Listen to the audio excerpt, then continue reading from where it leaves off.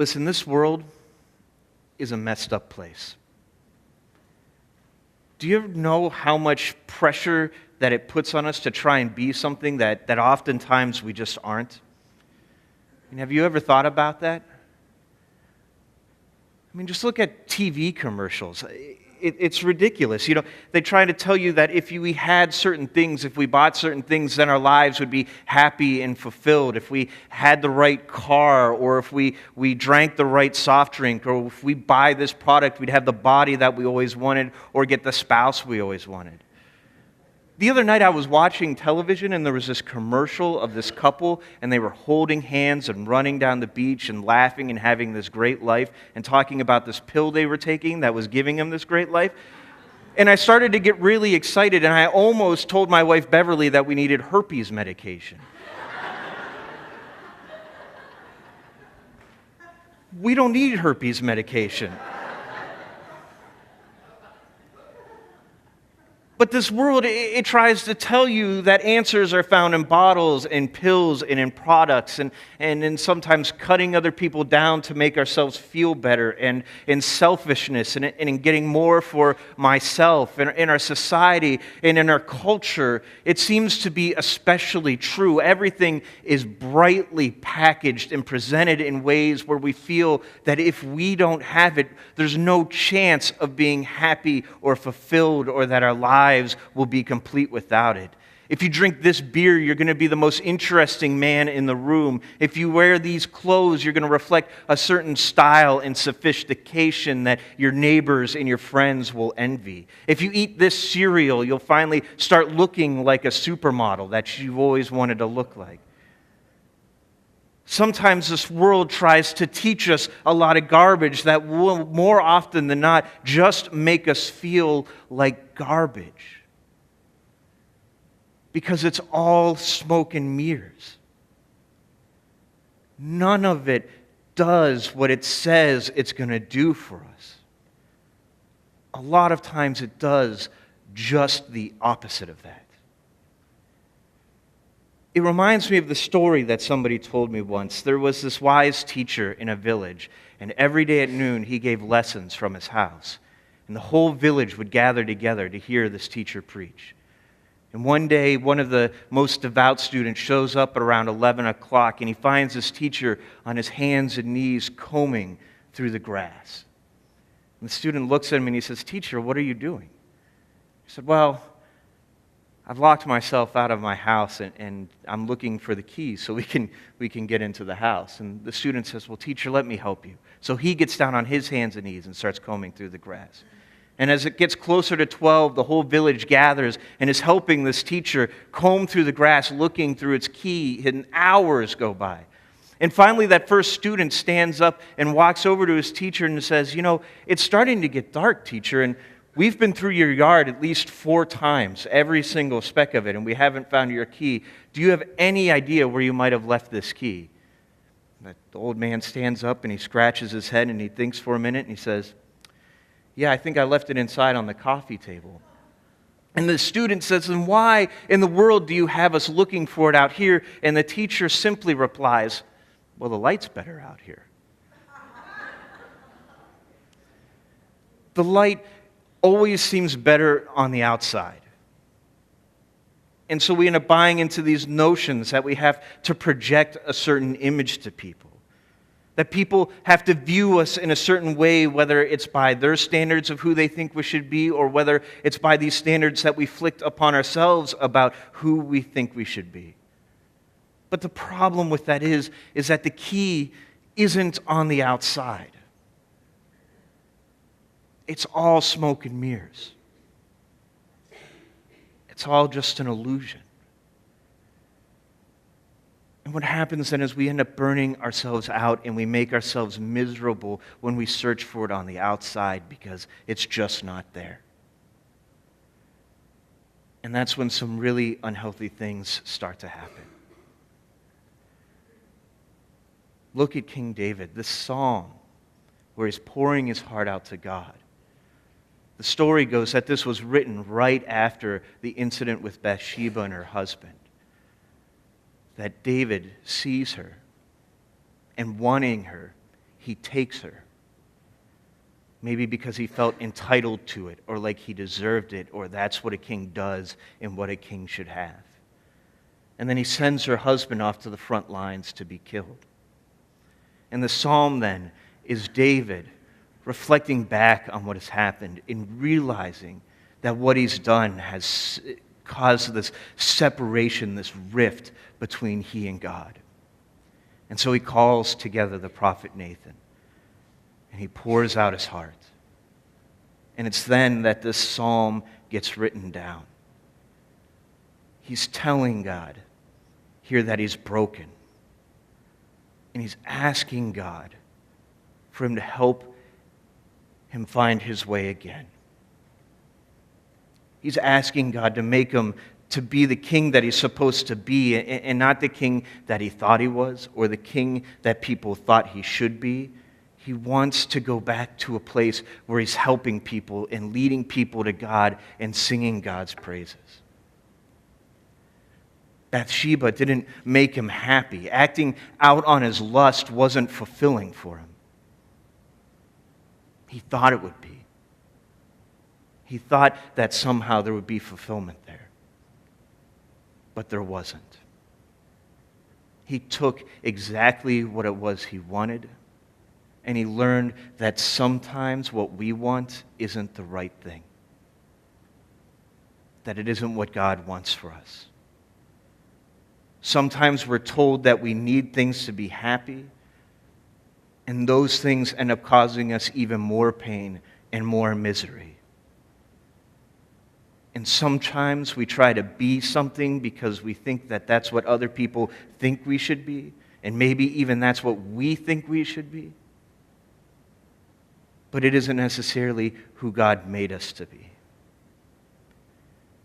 I think it's really easy to purchase or to think that a purchase or that someone else is what's needed to make us happy. Why do you think people bounce from relationship to relationship to relationship? They're looking for something or someone to complete them and to make them feel happy.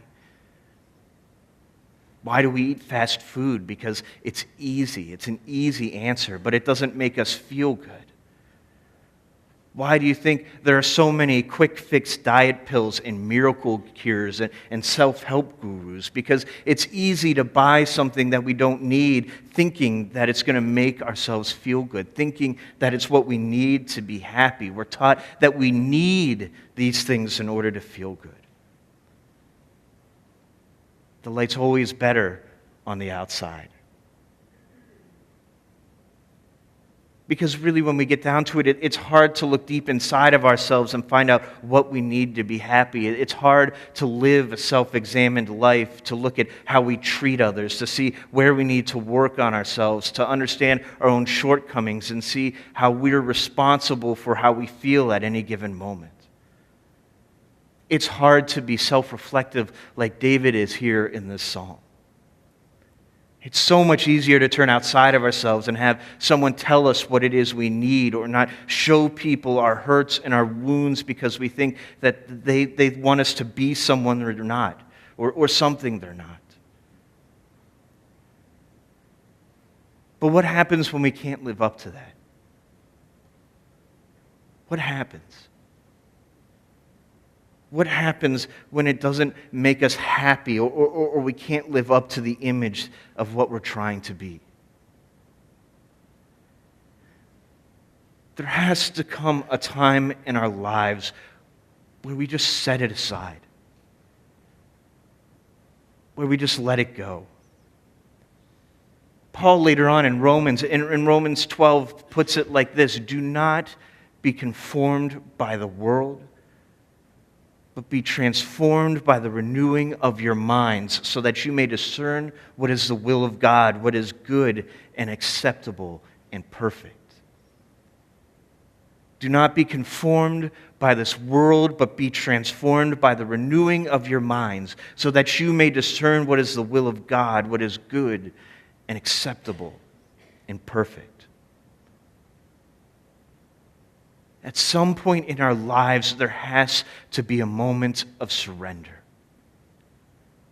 maybe more like a process of surrender, where we just we just put everything aside, all the pressures that other people put on us about who we're supposed to be, and all the pressures we put on ourselves about who we're supposed to be, and realize that there's only one image that we have to live up to. And that's the image that God created us in. Don't believe the bombardments and what's going to make you happy and fulfilled on the outside, because the answers aren't there. The answer is already inside of you. Because deep inside of you is the key. Because deep inside of you is God. And listen to what David says here. He says, "You desire truth in the inward being. Therefore teach me wisdom in my secret heart." And a few lines later he says, "Create in me a clean heart, O God, and put a new and right spirit within me." There has to be a time where we surrender to God and realize that the only image that matters is the image of God within us. And the amazing thing is about it is that when we let go of all that garbage, when we realize that the light might be better on the outside, but there aren't any answers there, and when we realize that we need to surrender and we need to let go and let God, that's when things begin to get better. That's when things begin to happen in our lives. And that's because the narrative of our lives begins to shift. And it moves dramatically from a point of suddenly everything isn't all about us anymore, and it becomes about other people. Somehow in the process of surrendering, it becomes less about us and our wants and more about other people and their needs. If you notice in this psalm, David goes from begging for forgiveness to surrendering to God, then using that to try and bless the city of Jerusalem and lead sinners back to God. Listen, all I'm saying this morning is sometimes we just have to let it go. Just let it go. The word for sin here that's used over and over again in the Hebrew in the psalm means to miss the mark or to stray off the path. Don't let things in our society knock you off the path. Don't let other people dictate to you who you are or who you're supposed to be. Just let it go. Because the truth is, you're a precious child of God. And that's the image that you're created in. You're made in God's image. And no one can take that away from you. Remember what Paul says here in Romans. Do not be conformed by this world, but be transformed by the renewing of your minds. Renew your minds. Let God create in us a clean heart. Remember that the light might be better everywhere else, but the answer is already here. And when you have that answer and we find that answer, then we remind other people that their answer is here too. And all that other stuff, just let it go. Just give it up and walk away. And when we do that, I promise you that our lives will open up to God and open up to other people in ways we never even knew was possible. I'm not saying then that every day is going to be perfect. I'm not saying that if we surrender that there won't be hard times and scary moments and dark places in this world. What I'm saying, though, is that if we surrender, if we let go and let God, we find then it isn't our own strength that we're relying on. Because it isn't our own lives then that we're living. When we surrender, we find that our own lives aren't our own, but they belong to God. And when we realize then that this life that we're living right now, isn't even our own life, then we can begin to live our lives for other people. And so may you go completely forgetting what everyone tells you to be. May you go remembering whose image it is that you're really created in. And may you surrender and have a new spirit and a right spirit put within you. And may you go living this renewed life for others, being who God intended you to be in this world. Amen.